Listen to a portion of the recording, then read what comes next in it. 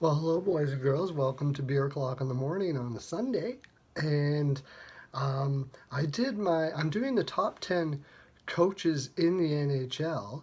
And the funny thing is, I did it, my first five. I probably shouldn't have had Guy Boucher in there because I forgot to include Barry Trotz.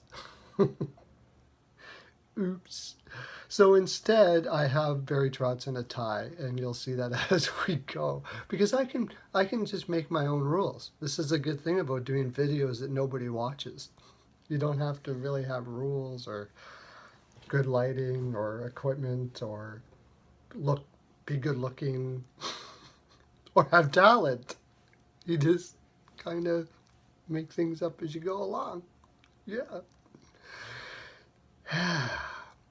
Anyways, I would have better equipment, but my plan was to become a YouTube sensation, and probably should have had a backup plan for that. But anyways, here we go. We got the 19 people that watched the one before. I'm sure are going to be on the edge of their seats, awaiting what the top five tie for one of them, sort of six coaches are going to be. I'm sure you are. Okay, here we go. Number five, Laviolette. And I wouldn't have, he actually should be six because if I did it properly, but I'm not going to do this again. This took minutes of preparation. Minutes. And I almost had to like skip a couple drinks to do this, boys and girls. So you better appreciate it. Now, Laviolette, Peter Laviolette. Peter Laviolette, I almost want to put higher. He, I have a difficult time not putting him higher. But with all of these coaches that we're talking about here now, there's such a small, fine line that if you're in the top five, it's pretty much like pretty even. He was the greatest motivator, I think, out of all of the people that are here. If you want to short term get a team in line and win a cup, Laviolette's probably your guy. He did it in Carolina. He just busted everybody's balls and he knows how to just get everybody working to the point of exhaustion and do it with a smile on their face. He's amazing at it. But the great thing about Laviolette, and I wouldn't even have him in the top five if it wasn't for this fact, he's learned, it seems this year, how to pace his teams and not burn them out. He quite often, he has a short shelf life because he burns the heck out of his players, and he doesn't know how, it didn't appear to know how to do it any other way, but he did it so effective it didn't matter. When he brought Philly to the finals, he even had like what I think it was Boucher was his goaltender. I mean, they did not have a stacked lineup at all. He's also fantastic at identifying each person's strength and getting them to believe how important that is to the team and to do it at extremely high level. We're seeing it in Nashville right now, where has everybody rolling all in one, and the whole lineup is contributing any way they can. He is fantastic at it, and by the end of his career, I imagine I'll have him up as one of the greatest of all time. Number four, Claude Julien. Claude Julien is a coach's coach. He's sort of an old school coach, but he has learned how to play, or how he has evolved into one of the best possession coaches in the league, maybe the best. Boston fired him, and they had the best possession numbers in the league. That's cray-cray, and he shouldn't have got fired as far as I'm concerned. But he's a great motivator, sure. He's well above average in just about every part of being a coach, but his systems, understanding and being able to deploy it and getting players to buy into it is maybe the best out of all of the coaches here. Maybe, I don't know, but it's extremely good. All of his assets as far as communication and Actually, I should have mentioned that about Laviolette. Laviolette, what I wanted to say is probably is one of the best communicators in here. Not the best, but Claude Julien is right up there too. He's a fantastic communicator, and he just gets his players behind him, and they love him. In Boston, apparently, it started to fall apart a bit, and they stopped loving him because they didn't like the defensive system. As far as I was concerned, if I'm an owner, I get change the players, not the coach. He is a great coach, and you're going to see it in Montreal.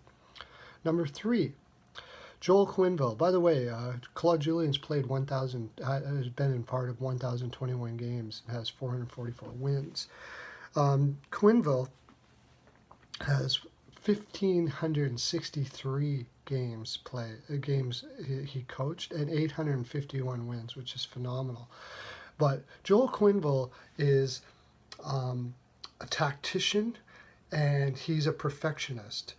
But he knows how to get a team completely focused on the task better than any, I think, in the league. He is very straight to the point, and doesn't really say even that much from what I understand. He just knows how to get a team to tick together and together fast. Chicago has had to rely on a core, which is good, and that helps for him. But he's able to get everybody around that core that's changed over and over and over again to buy in really fast, and he's done so amazingly. I just love the guy, and you can tell he's not what you would call a soft coach or a player's coach, but at the end of the day, people love him, even though there's going to be times when you hate him. By the way, the next guy is a lot like that as well. And that being, it's a tie, because I forgot about Barry Trotz. Barry Trotz and John Tortorella. If I had to pick, right now, I would put Tortorella a little bit ahead of Trotz, but pretty much even. So that's why I put it as a tie. Barry Trotz is a player's coach, and he can, his best asset is he can get the team to become what it is going to become. He doesn't necessarily say this is the way it's going to be. He's more like saying, getting it out of the team. What are we going to be? And team unity, I think out of all the coaches here, he's probably the best at it. Team unity, there isn't anyone better. Washington lost this year, and I think it might have been the only time I've ever seen a crack where team unity might have been an issue with him. But who knows? I don't know exactly what happened there, and it does look a little bad for him. But when he was in Nashville, he brought teams to the playoffs that had no business being there, not at all. He almost saved that franchise, probably. Nashville wouldn't be what they are today if it wasn't for Barry Trotz. He gave them an opportunity to have winning years when they should not have been. Like, not even close. That's why I have him here. He can do amazing things with very little. Tortorella, I'm going to get a lot of crap for this, but Tortorella gets results everywhere he goes. And the amazing thing about Tortorella is when he was in Tampa Bay and he won his cup, even his general manager said that they were about three parts short of a cup winner. And he was probably right. They didn't have much depth. They had LeCavalier, who was a lazy player, and he turned LeCavalier for the time he was there into what he was, and LeCavalier will tell you that. And when Tortorella left, LeCavalier went right down again. But Tortorella made that team a fairly high possession team, and he worked with what he has. Nobody has shown to be able to work with what he has better than Tortorella. With the New York Rangers, they had a terrible possession defense. It wasn't that great of a defense, really, very overrated. But what he did is he turned them into the best shot blocking team maybe that ever existed. It still rings in that organization today, the level of shot blocking. And being a shot blocking type system is not a good system to try to win a cup with, and he almost did. It was amazing what he did for that team, and he identified his strength and he took it to as far as he possibly could. I love him for that. Now he goes to Vancouver. That was probably a bad situation for everybody there, but if they would have left him there, he would have been fine. Goes to Columbus, takes the youngest team in the NHL, makes the playoffs. Like, people talk about Babcock should get no way. He should get coach of the year. Babcock had young players.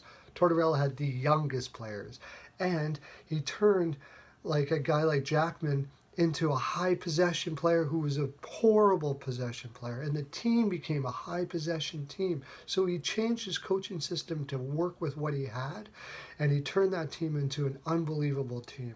To me, if it wasn't for the next guy, he'd probably be number one. But Trotz is so close. Him and Trotz are so close for different reasons.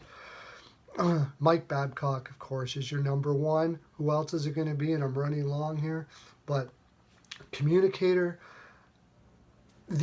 I said that Laviolette was maybe the best communicator, but it's only because of Babcock he's not. Babcock is the best communicator of anyone.